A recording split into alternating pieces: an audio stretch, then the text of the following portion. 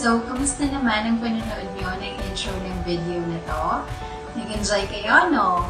Yaan nyo, next time, titingnan natin kung paano tayo makakapag-feature ng more trailer videos sa channel na to. So, again, welcome to my channel, MylesJTV. Sa mga hindi pa po nakaka-subscribe, lalo na sa mga bagong nanonood, feel free to hit the subscribe button below, pati na rin po yung notification bell para ma-notify kayo sa future videos ko. Karamihan po ng mga ina-upload ko are more of tutorial videos, training videos, pati na rin yung mga life hacks sa pagpaprocess ng mga government papers, pati na rin yung mga papeles na kailangan natin sa buhay. Also, nag-upload din ako ng mga life hacks at kung ano-ano pang pwedeng ma-share sa inyo. So, yun. Ngayong araw na to, isang araw na naman ng bagong kaalaman. Simple lang tong video na to at alam kong marami na sa inyong nakakaalam, pero gusto kong ituro sa inyo kung ano yung web application na ginagamit ko para makapag-convert ako ng PDF to Microsoft Word. Gusto ko siyang i-share sa inyo just in case may mga gumagamit sa inyo ng paid application. Pwede nyo nang itigil yun, makakatipid pa kayo. Kasi itong application na ginagamit ko is more of web application at ang maganda pa, hindi nyo na kailangan siyang i-install. So, tutok lang kayo sa video na to and let's start! Okay, so simulan na natin. Ang una nyo gagawin para makapag-convert kayo ng PDF to Microsoft Word, ang web application na ginagamit ko ay tinatawag na online OCR. So, yan siya. Pupunta muna kayo ng Google, type nyo online OCR and then press enter. And then, yung unang website na makikita nyo, which is onlineocr.net, yan yung pupuntahan nyo. Ang kagandahan dito sa web application na to is that hindi lang Microsoft Word yung napapag-convertan niya. Kung titingnan nyo dito sa drop-down, meron siyang capability na mag-convert ng PDF to Excel and then PDF to NOTEPAD. So, kung ano man yung format na kailangan nyo. So, ang gagawin nyo is, select nyo lang yung file na gusto nyo i-convert, yung PDF file na gusto nyo i-convert.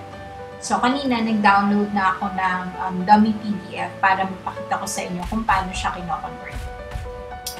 So, ayan.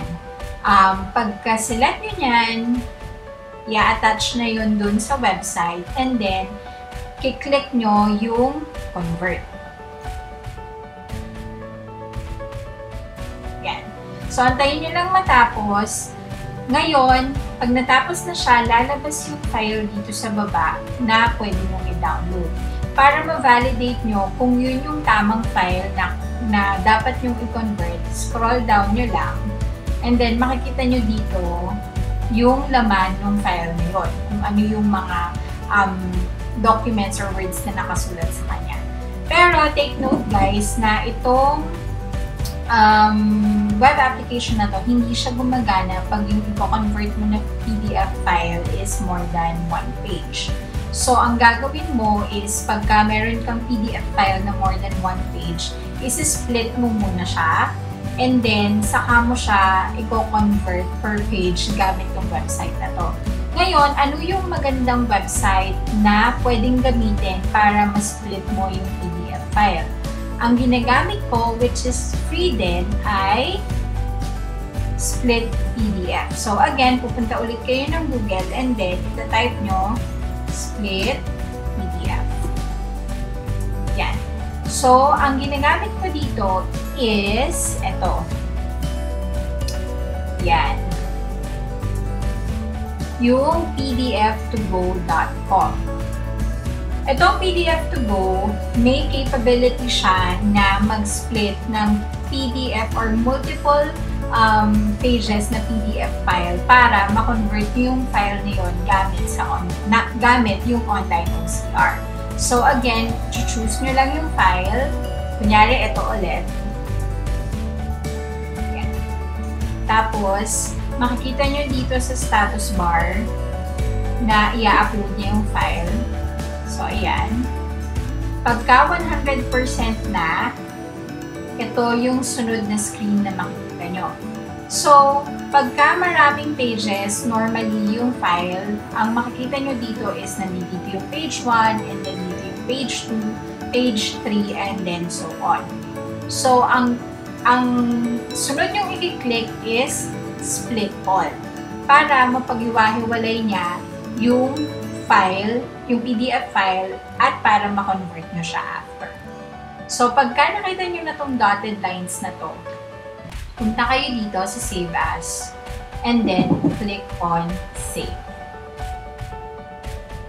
So, pagka sinave niya, ito yung sunod na screen na lalabas. So, pagka maraming page yung file na yon, normally, may makikita kayo dito several files na pwede nyo i-download. Kung ilan yung PDF, or kung ilan yung page ng PDF nyo, yun din yung dami ng files na makikita nyo. So, yun.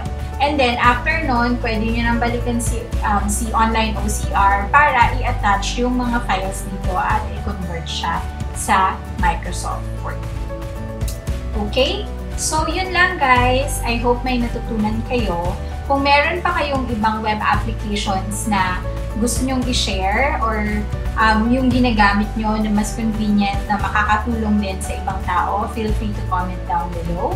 And kung may mga topics kayo na gusto nyong pag-usapan or i-feature sa videos natin sa mga susunod na araw, feel free to comment down below. Again, don't forget to like and subscribe. See you next time!